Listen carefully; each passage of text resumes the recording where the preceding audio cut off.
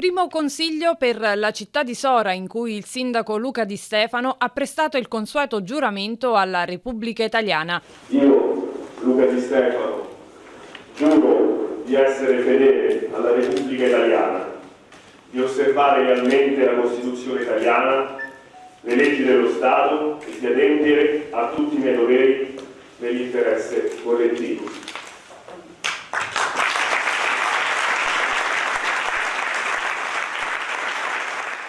All'ordine del giorno spicca la nomina del Presidente e Vicepresidente del Consiglio, carica ricoperta momentaneamente dal consigliere anziano Lino Caschera, che per ora non cede il posto a nessuno dei componenti della Giunta Volsca. La maggioranza ha proposto la nomina del consigliere Fausto Baratta, che però ha chiesto ai suoi di non essere votato, in quanto la sua candidatura serve a traghettare la vecchia generazione verso la tanto decantata nuova era del programma Di Stefano. Ringrazio Fausto Baratta perché tanti di noi giovani, per rispetto dell'anzianità, del ruolo, volevano appunto che lui fosse il Presidente del Consiglio Comunale.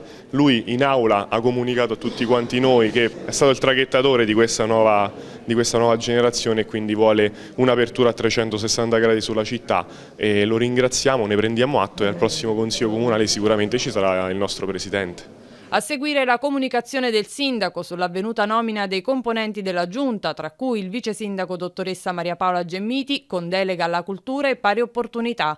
All'assessore Francesco De Gasperis la delega manutenzione e decoro urbano, patrimonio e demanio. L'avvocato Loreta Altobelli sarà l'assessore alla programmazione economica e controllo di gestione, bilancio e finanza, tributi e società partecipate.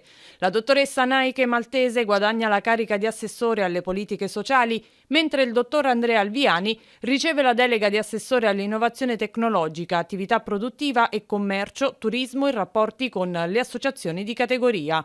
All'opposizione siedono la sfidante al ballottaggio Eugenia Tersigni e i due consiglieri delle sue liste Emanuela Cerqua e Walter Tersigni, Federico Altobelli, candidato del centrodestra, con i suoi consiglieri Lino Caschera e Salvatore Meglio. All'ultimo punto eletti anche i componenti della commissione elettorale, Francesca Di Vito e Fausto Baratta per la maggioranza e Federico Altobelli per l'opposizione, in sostituzione rispettivamente la coppia Francesco Monorchio, Alessandro Mosticone e Emanuela Cerqua.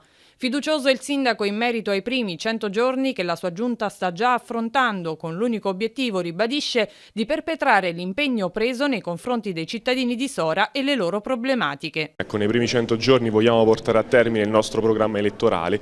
Abbiamo fatto partire già Sora città pulita, quindi tante zone di Sora sono state già pulite. Abbiamo fatto partire anche il progetto dei redditi di cittadinanza, quindi dal 2 novembre 25 nuove unità sono qui con noi a darci una mano, da gennaio ce ne saranno altre.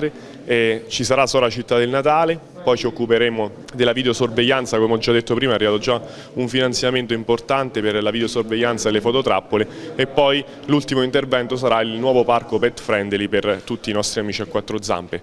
Ovviamente io pensavo che da questo Consiglio Comunale l'opposizione poteva svolgere già un ruolo pieno di collaborazione, anche perché usciamo da un momento di post pandemia, ci sono tante difficoltà, ma una parte dell'opposizione, come hanno dimostrato già in campagna elettorale, dimostrano ancora una volta che non vogliono contribuire, e spero per loro che possano capire l'importanza di quanto è importante, appunto, scusatemi il gioco di parole, collaborare per il bene comune. Ecco, io da consigliere comunale in opposizione per 5 anni ho dimostrato che fare un'opposizione costruttiva, seria e leale alla fine paga, perché questo progetto è stato premiato grazie all'educazione, al rispetto e all'impegno che abbiamo dimostrato in campagna elettorale.